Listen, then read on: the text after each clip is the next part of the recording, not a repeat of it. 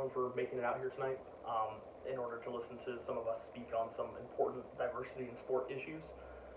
To get things kicked off here tonight, I just want to get everyone's imagination flowing, creative juices going. That way we can help paint some mental pictures here throughout the speech. So basically, to get it kicked off,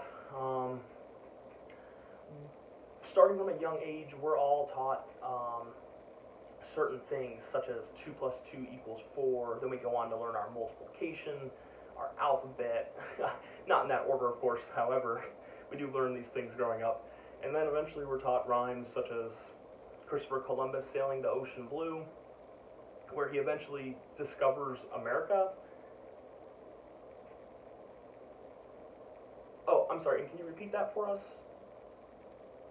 Okay, and for those of you in the back, I'll just go ahead and repeat what this gentleman just interjected with. He actually kind of jokingly said Christopher Columbus didn't find America, it was already inhabited by Indians. It's actually funny enough brings me to my topic, which is Indians and the use of their imagery throughout sport. However, to go back to what this young man was just speaking about, how the Indians already inhabited Americas when Columbus found them, we all know who the Indians were, correct? We all have the picture in our head now, right now, that we're thinking of, with the feathers, the braids, the buckskin.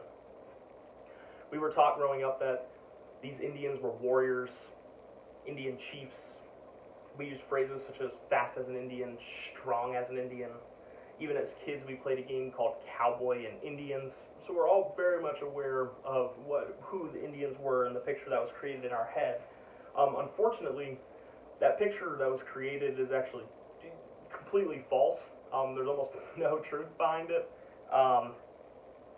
It's like the Western narrative that was created in Western storybooks and Western movies about how the Indians looked, and it's actually can be viewed as quite derogatory and very harmful to Indians. That they actually don't like being described this way, as you can see why. Which then kind of leads into it kind of carrying over into today's society throughout like sport, such as like professional teams. You have like the Chicago Blackhawks in the NHL, who use the side shot of the Native American head with the feathers in his hair. They still use that on their jerseys and their mascot, and they sell products with that on there.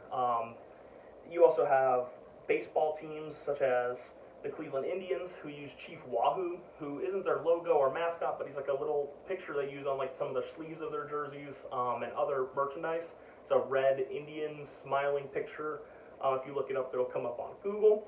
And then you also have the teams such as like the Golden State Warriors in the NBA, who ultimately don't use any imagery currently with their team, but they did, thus the name Warriors. They did originally use some imagery, but it has been removed since like the early 1900s, which then kind of brings us to the more two prominent teams that use the Native American imagery, which would be the Kansas City Chiefs and then the FSU Seminoles.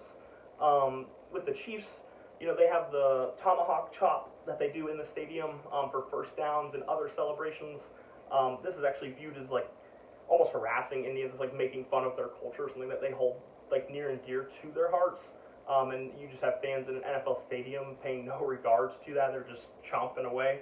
And you have FSU, who have Chief Osceola and then the horse Renegade, I believe he rides, which they go out pregame and they ride around the stadium getting the fans all amped up. And he's dressed up as a Western depiction of an Indian with the feathers and the headdress and the whole shebang, just riding around the stadium, which is kind of unbelievable that these teams still use the imagery. However, it is trending away from that as recently as this year. The Washington, formerly known as the Washington Redskins, have changed their team name to the Washington Football Team. So ultimately they have removed the logo, which used to be the picture of like same thing, side shot of a redskin Indian with the headgear and everything. They've removed that as the logo, and they've removed it from their name, the Redskins. So they're just known as the Washington Football Team. Hopefully this sets a precedent going forward for all other teams in all leagues to follow, as it seems like a pretty simple solution to this is to just remove anything that is offensive to the Indian culture. Um, which then leads into the next thing, which is it doesn't just happen at the professional level either. This is an issue throughout all of sport. It goes from the professional level down into the college level, as we discussed with the Seminoles, and then it comes down into the high school level. Many high schools use the term Redskin, Red Warrior, many Red Man, many different versions of names that are essentially derogatory to Indians are used in the high school level all the way down to junior high, to your local level of just rec leagues and youth leagues. It's still used today, which then kind of separates it into the two sides of the public being either for the use of this Native American imagery within sport or you're against the use of it. And really, the sides both have pretty valid points. The sides supporting it, they say that you're carrying on a tradition that otherwise would be forgotten. You're paying respects and homage to them. You're doing it respectfully. They believe they're doing everything respectfully, using the logo, stuff like that. And then you have the side that believes that it's really not. It's not okay to use the imagery because it's just disrespectful. They don't really care about the pastime or the heritage of the schools and the communities that have used the name because those people didn't go through what the Indians truly had to go through just throughout time. Like they're not. Essentially, they believe it's just disrespectful and to them to use the name, which to me should be enough for both sides to realize that you should just lean towards them just removing the names. However, we are not there yet as a society. We've begun the process, like I said, with the Washington Redskins removing their name. Hopefully that sets the precedent moving forward to go back into some of these other leagues, like the smaller high schools and then the local level. That way, going forward, it's consistent throughout sport. Kind of would help keep things going in the right direction if teams would follow in suit with what the Redskins have, with what the Washington football team has done here as of recently.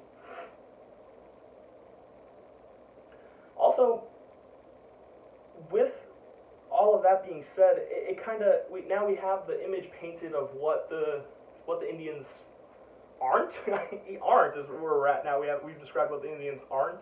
These characters, these images, and Western culture that has created in our head. However, now we need to get to who the Indians are. And I mean, it's really sad that we even have to ask that in today's society. Anyone could be Indian. There's nothing that has to show on the outside of someone for them to be Indian. Nothing qualifies you on the outside to be Indian. It could be in your blood. It could be Jim from accounting, who could look just like me, have no signs of looking what someone may believe to look like an Indian. But I may be 1/4 Indian. You never know. So that's why it's important to just keep yourself aware to that you, although it may not appear that you're offending someone by the physical looks of something, you never know how something is offending someone or affecting someone as a whole, which is important to always remember all scopes of what is going on. Which now, that kind of leads me into the statistics that I found, which were kind of staggering to me. The first one was the native youth suicide rate is 2.5 times higher than the national average here in America. And while on the surface this may not appear all that staggering, you have to remember that natives already are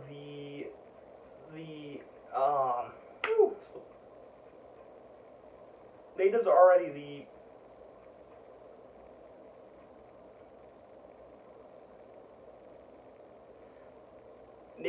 the lower percentage of people in the United States, and they're making up 2.5 times the national average. They're 2.5 times higher than the national average for suicide rate among youth. This number is staggering. There's no way to directly correlate it to Native American imagery or anything of that nature. However, you have to believe it has something to do with it. It definitely cannot be helping the way that some Indians have described this. It's definitely not. It's not a helping factor that they use the imagery and they're depicted that way. It definitely has a wear and tear on an Indian, if you are an Indian, it has wear and tear on your mindset, and just the way that you view yourself makes you kind of feel almost inferior, which is definitely just not correct. It's just absolutely not correct. Which then led me to do some more research, and if you just even search three simple terms into Google, like the first term being Hispanic girl, you'll see pictures of a Hispanic female, happy, looking forward to her day, energetic. Then the next search you can do African American female girl, and the same thing will come up. Pictures of happy, energetic, young African American woman looking forward to the future. And then if you type in Native American woman, you get nudity, feathers in the hair, just pictures of, it's just the depiction of what Western culture believes to be an Indian, which is just not true. So, I mean, it really is, it's perspective. It's just perspective, how you view everything in life. For example, Indians also, around like Halloween time, like costumes will come out for people to wear. Like one that I remember from this year was called Sexy Tribal Tribute. And then another one for toddlers was like Tribal Treat. And I mean, those costumes may appear to the average consumer going into a Halloween store as just normal. Normal names, nothing really derogatory about it, just kind of costumes. However, I mean, as another statistic, 1 in 3 Indian women will be raped during their lifetime. So while you may view this costume as just another ordinary Halloween costume, an Indian within the same store maybe feels that it's not. It's like almost attacking them, and it's bringing up the horrible memories maybe of something that they've had to go through, or someone that they love, that they know, that had to go through. And really, there's really just no place for that in the world that we live in today. We really, as a society, need to take the steps to make sure that everyone feels included and no one is left out or feels as if they're being like looked down upon or talked down upon or a lesser than. There's really no room for that in today's world, especially with everything that Native Americans have already gone through. There's no reason to keep putting them through the pain. Definitely as a society, we need to look forward to continue to grow as a society. There may not be one perfect answer of just eliminating the mascot or not eliminating the mascot or the logo. It's gone case by case throughout the world so far up until this point, and it's going to continue to go that way until they're either all gone or we eventually get to the point that way.